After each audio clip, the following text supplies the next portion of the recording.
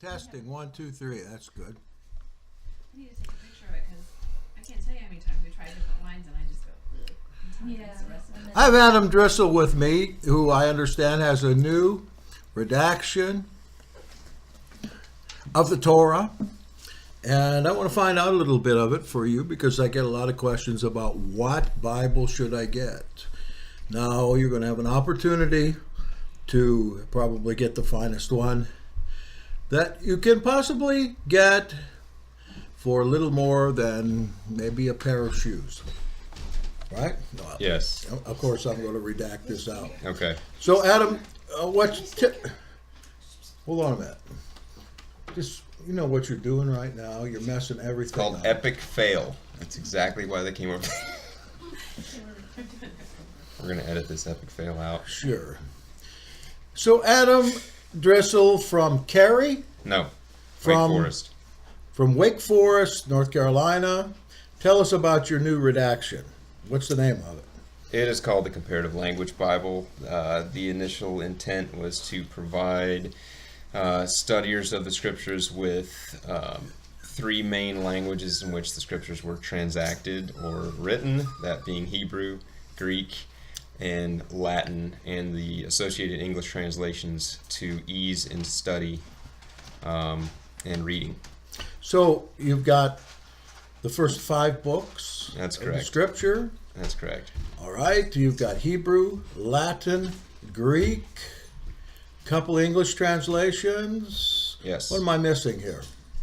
Outside of that, nothing. The intent is to produce the entire Bible as we know it now, including the standard apocryphal books eventually. The apocryphal books too? Mm-hmm. That's great. So is this too highbrow for most people, or do you think it's to a level where most lay people who want to study Torah could benefit? Well, most people who end up studying Torah end up realizing that they have to dig into the original languages at some point, and this helps them to do it with an at-a-glance, very easy to access method, as well as there being multiple English translations as a part of it. So if they just wanted to use it as a reading Bible as well, that's also possible. So, like, which English translations did you use? I used, for the English translation of the Hebrew, it's called the Shem Kadosh version by Jonathan Andrew Brown. Essentially, it's a redaction of the World English Bible, which in turn is a slight edit of the American Standard Version, which was trusted for several dozens of years in colleges. The English translation of the Septuagint is Brenton's translation, Sir Lancelot Brenton, and then the English translation of the Vulgate is the only one that I've actually found exists, which is the Douay-Rheims Bible. Well, the Brenton translation and the Douay-Rheims, they're very well accepted. American Standard Version certainly is one of the finest translations ever produced. And so you've got the Greek in there. Is that transliterated Greek, or does it have the actual Greek alphabet? It's the Greek characters themselves. It is to allow, ideally, the reader to do their own interpretation and translation and not take somebody else's word for it. Well, I know how difficult Hebrew is to read. You think Greek is easier? I guess it depends on how much study you've done on which one. Well, I guess what I'm saying is I think that the Greek alphabet is more English-like. Maybe we could read that better. As far as the Hebrew, is that the Masoretic, or what is it exactly? It is the Westminster Leningrad Codex, which is all of the because of how the Comparative Language Bible was produced, all of the translations and documents used inside of it are in the public domain, so there's no copyright infringement issues. So how's it set up? It's each verse is set in a table, the original languages being on the top and the translations of each being at the bottom, one for each verse. So each verse essentially has a 6-cell table, top 3 being Hebrew, Greek, and Latin in that order, and the bottom 3 being the English translations for each.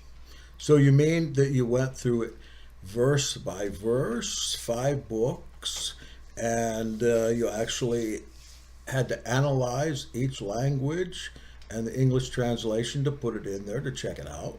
Yes. In addition, there is a particular verse order that follows the Westminster Leningrad Codex, which differs from the verse order oftentimes in the Septuagint and the Vulgate. So where some chapters may end at a certain point, the Leningrad Codex may start. For example, what is now known as Deuteronomy 13:1 in the Septuagint and the Vulgate is technically Deuteronomy 13:2 in the Hebrew. So because it's read a little differently, it can actually bring different context to that passage. Other differences include the last 4 chapters of the book of Exodus, where the verses in the Septuagint themselves are highly different and rearranged in order. So in fact, there can be verses included in there that aren't present in either the Vulgate or the Masoretic text, and when that happens, those verses are placed at the end of that particular book in non-numbered format. You chose the Leningrad Codex. I would say that's a very good choice. What was your reasoning for using that particular Hebrew text? Well, again, even redactions of the Westminster Leningrad Codex, such as the Biblia Hebraica, is copyrighted. So number one is you really can't use it, nor can you find it in some electronic format to publish it in any ease of use way. With the computer technology we have today, the best way to produce something like the Comparative Language Bible is to do so programmatically.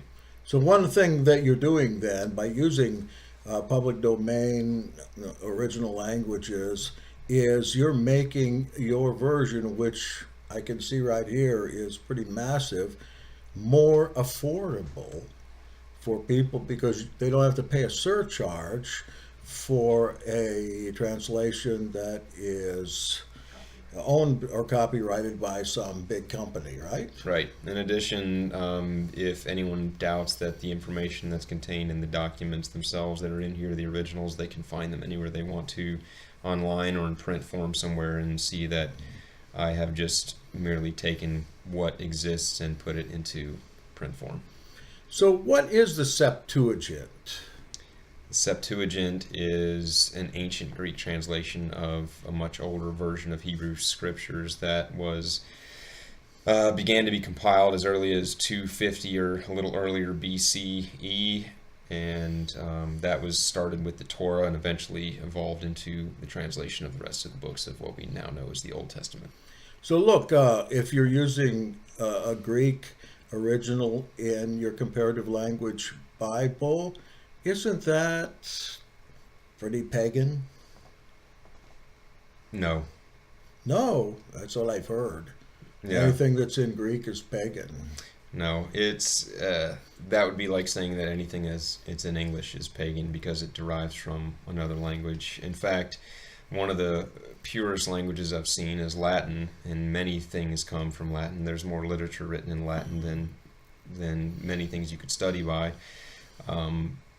But it's very pure in its form. Greek is just another language that was spoken, and if it were not that way, we might not have the vast majority of what we know as the New Testament right now.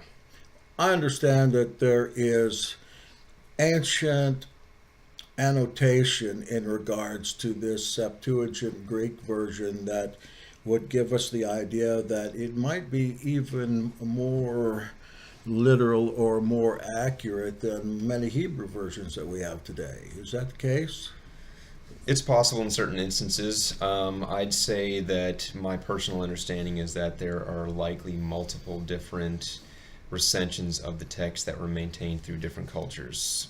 For instance, in Alexandria, Egypt, which is where the Septuagint was translated initially, at least the Torah portion of it, that area might have maintained a separate recension of the Hebrew text through that culture that was isolated. Hence the explanation of why some verses are present in one type of manuscript but not present in others. Likewise, in Judea, there might have been a recension of the Hebrew text that was maintained in that culture, and therefore had slightly different recensions of the name, different positions of verses in Exodus, and so forth. So, where some people might see differences in that way being a bad thing, I think that the reason that the Comparative Language Bible was put together this way is so that those different texts can be compared, and then the reader can make their own conclusions. So I know of a letter called the Letter of Aristeas that dates somewhere before 200 BC that gives us the story of the making of the Septuagint and why we have a Greek version that goes back that far. Are you familiar with the letter to Aristeas? I'm familiar with the story about how the Septuagint came to be, and whether it's believed to be a myth or truth has yet to be officially confirmed. Well, basically what it says is that in the Alexandrian library, which was at that early time one of the, if not the premier library in the entire world, what was missing from that library were the Jewish sacred books. And King Ptolemy called on the priesthood in Jerusalem to give him a translation that was accurate to complete the library. It seems pretty good to me that would be the case. And so do you think that speaking of the Septuagint a little more, it retained its accuracy pretty much over 2,250 years? I'd say that the same likelihood exists for manuscript corruption as does anything else. The Greek language always seems to have many variants in manuscripts that it comes to it. It all depends on how or what the tradition was for manuscript copying was throughout the years as well. I know that the Hebrew text, for instance, the Masoretes, as they would be called today, or even the ancient copiers of the texts, had very strict rules that governed their copying of the scrolls. But in Alexandria, I'm sure that they had similar practices. Now, the myth portion of it, if it were to be believed as such, is that there were 70 elders, or 72, depending on what the story is, that came together and translated the Torah exactly the same in separate rooms and came out, compared the translations, and they were identical. Now, I believe that it's most definitely likely that there were 70 or 72 elders that came together and translated the scriptures, but whether or not they all came out with exactly the same translation is up to the believer. Yes, it's a matter of faith there. Yet I have heard that in some cases the Septuagint version might be probably, even though it's Greek, be probably the premier ancient translation to compare with, though, as you said, there seem to be some additions to it over time.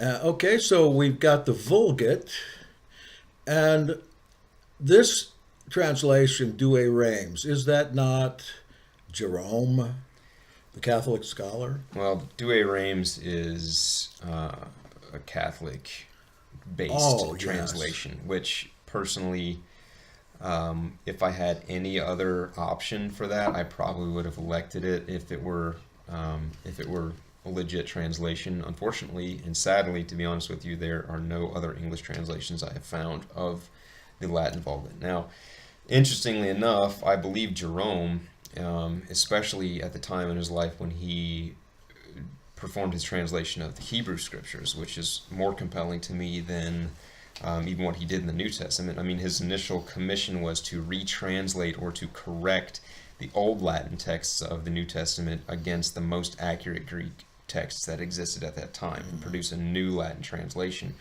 at which point he just proceeded through the rest of the New Testament and essentially did the same thing. However, what's interesting is toward the end of his life, you can read this in his letters back and forth between different critics of his and friends of his, that he actually moved to Bethlehem and began his translation of the Hebrew Scriptures directly from Hebrew into Latin from there. And it's interesting that he chose to live in Bethlehem, because he would have had native Hebrew-speaking people all around to speaking back and forth with and determine whether his translations were accurate or not. In addition, some of his letters you can read, he came into a great love of the Hebrew language and actually considered it to be the highest of all, per se, and spoke of it having exactly 22 letters, and that the books of the Old Testament were exactly 22 books and when they were originally compiled. So you can see where his translation, though it's in Latin and it's essentially, a language that a lot of people might not trust because of the culture, Jerome's love for the text and his devotion towards making that the scriptures a part of his life seemed to make it very compelling to put the Latin text in there. But in this case, I would actually highly encourage the reader to learn a little Latin to compare against the Douay-Rheims translation. Absolutely. I understand that the implication in Jerome's writings is that he actually lived close to or within the Nazarene community of his time. And we're not told exactly that he did, but certainly he talks about his opportunity to translate the Gospel of the Hebrews, a book now that's completely lost. It would be a wonderful thing to be able to regain the Gospel of the Hebrews in Latin or whatever, because we understand that the earliest believers used that translation for that, and certainly used with it the Septuagint version of the Old Testament as well. Interestingly enough, from what I remember, at least about reading Jerome's letters, he, as you said, he had access to the full library at Caesarea, the theological library there, which would have provided him basic access, as if we were to get access to the Vatican Library today, to any number of spiritual and scriptural writings that were copied and passed down through the generations at that point. However, from his letters, you can see that although he had access to the Hebrew copy of, it might have been the Gospel to the Hebrews or the Hebrew copy of the book of Matthew, whatever it may be, he chose not to use it because he didn't feel that that particular recension of it was actually accurate. Not necessarily because it didn't align with the Greek text specifically, but because he didn't feel, being who he was as a scripturalist and a scroll expert, that it was actually an accurate pass down of what the original text may have been. So I believe truly that had he had what he felt to be a more accurate copy of the Hebrew text of the Gospel of the Hebrews or the Gospel of Matthew, whatever it may be, he would have chosen to use that. He actually did two different copies and translations of the book of Psalms. One is a Hebrew, which he did later, and one is called the Gallican, which is a different thing altogether. Seems like you know your stuff, Adam. Where'd you learn all this? In college? No, this is all just self-taught. Self-taught? Self-taught. Oh, my goodness, you must have put an awful lot of study in, and certainly work. How long did it take you to do the 6 columns of the entire Pentateuch?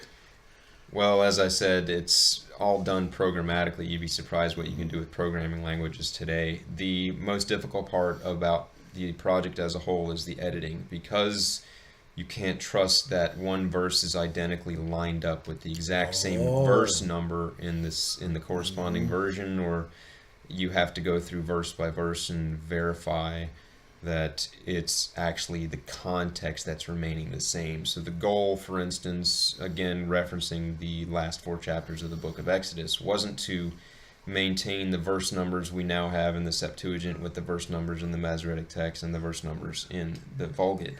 It is to maintain whatever the context of that verse is throughout the entire scripture.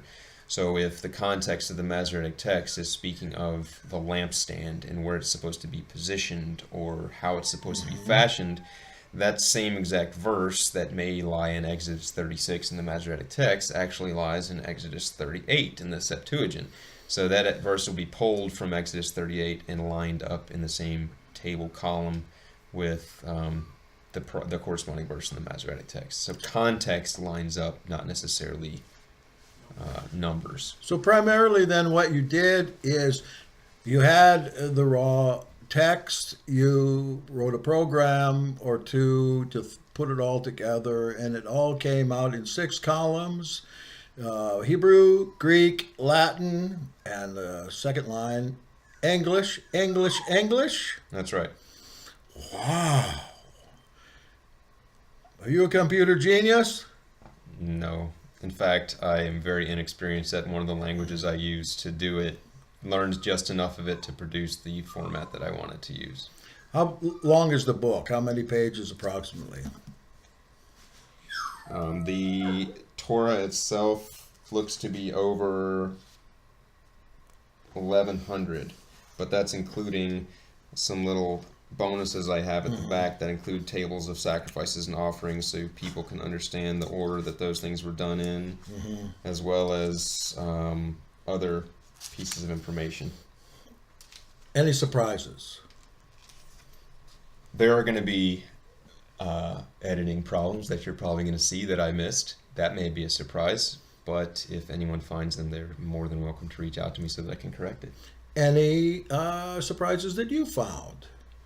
Yes. In fact, going through those, again, mentioning those last 4 chapters of the book of Exodus was a huge surprise. I had no clue that those were out of order.